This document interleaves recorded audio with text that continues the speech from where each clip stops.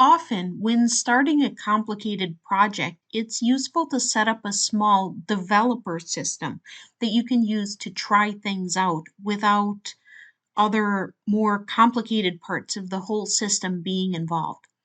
This kind of a setup is often referred to as a test bed. In this video, I'm going to show you how I set up my Nanoleaf API test bed for this project. First, when we go through the Nanoleaf API documentation, I gave a link in the video description to where you can find that. We see that we can send commands to the nanoleaves by making a local web request. Basically, the nanoleaf controller, which they call the Wi-Fi controller with PSU for nanoleaf light panels, connects to your home router. And other devices, such as your computer, your smartphone, tablet, etc., also connect to your router. Each device that connects to your router has a local IP address and a port that identifies it.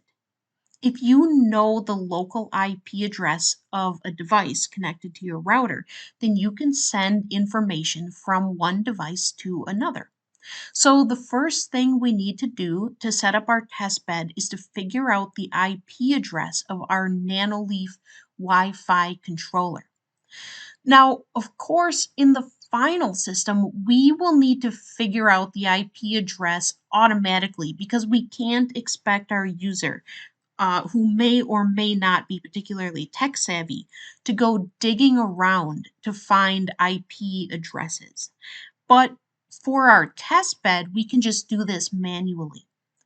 So if you already have your nanoleaves set up with the Nanoleaf app, then your nanoleaves are already connected to your router and we can go find their IP address by looking in the router settings. I'll show you how I did this on my router, although exactly how you do it may vary because you might have a different router than I do. Here in your router settings, you're looking for a section that's called Attached Devices. Now, in my attached devices, I have one column that shows IP addresses and another column that shows MAC addresses, and then a third column that gives device name. Now, when I look through my list, I don't see any devices that have a name that says anything like Nanoleaf. You might have a different result depending on what router you have. For me, I have to figure out which of these devices is my Nanoleaf power supply by using the MAC address. So in order to do that, I'll take a look at the back of the power supply that plugs into my nanoleaves, and it looks like this here. There's a MAC address printed on the back of this nanoleaf power supply, and I've highlighted it here to show you where you can find it. So I'll back in my router settings, I'm going to look for this MAC address and write down the IP address that matches that MAC address. You also need to know the port number that the nanoleaves are connected to. And if you don't see a port number in your router settings, it's safe to start out by assuming that the port number is 16021 because that's the default when you first set up the nanoleaves. Later on, we can see how you can actually figure out this port if it's not in your router settings. Okay, now that we have the Nanoleaf IP and port number, we need to send a local web request in order to send a command to our Nanoleaves. For this, I use a program called Postman. Again, we won't be able to use this for the final project because this is too technically complicated for the average user. We're just doing this for our test bed because it will help us figure things out and troubleshoot faster. There's a link in the video description for where you can download Postman. Postman has a web version and it also has a desktop version. I'm using the desktop version that you download and install, and I think that you must do this in order to make a local web request. Now, note that what I mean by local web request is that the request you make isn't going through the internet. It's just going from one device through your router to another device. There are security problems with doing this over the internet, so that's why you have to install the desktop version instead of using the web version, which is running on some other device on a server somewhere.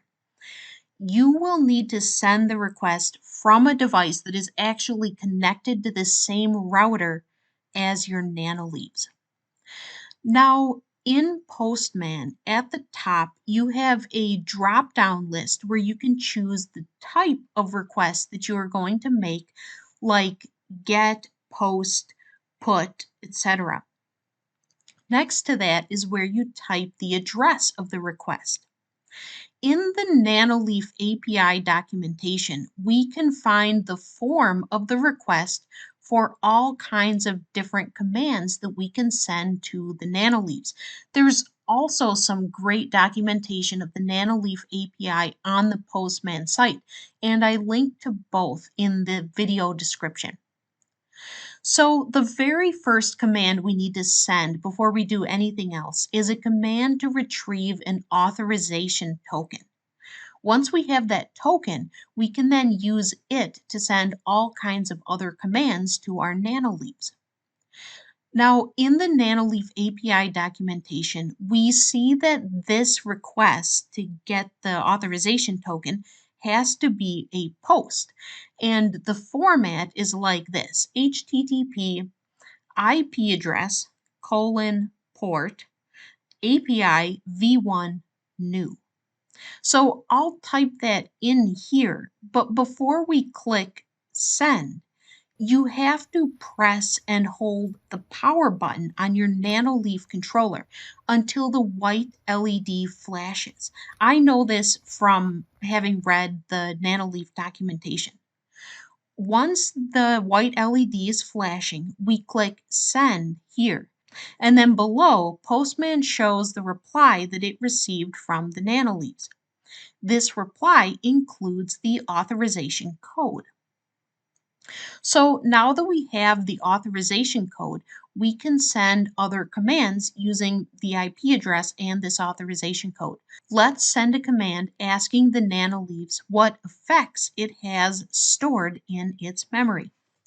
Now, an effect is a definition of a light pattern.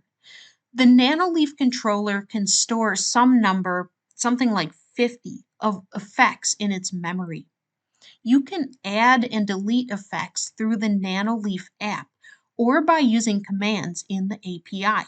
The command to find out what effects are stored in memory looks like this: HTTP IP address port API v1 auth token, then the word effects, and then the word effects list.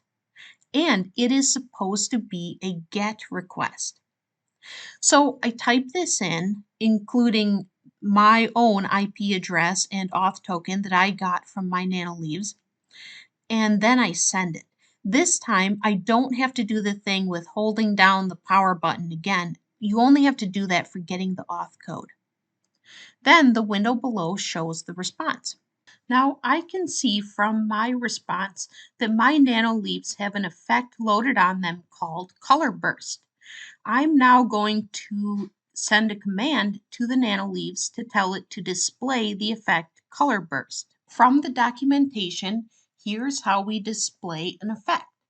So this is a put request, and then I'll follow the form: HTTP followed by the IP address and port, API v1, auth code, and then /effects. But this time we do not have this effects list. However, we have a new part to our request here. It is the body. So to do that in Postman, I'll click on body here, and the type of body that you need is a raw body. So I'll make sure that raw is selected here like this. And then I'll type in the form of the body. So first we have select colon, and then the name of the effect that we want. So color burst. And then I will send that.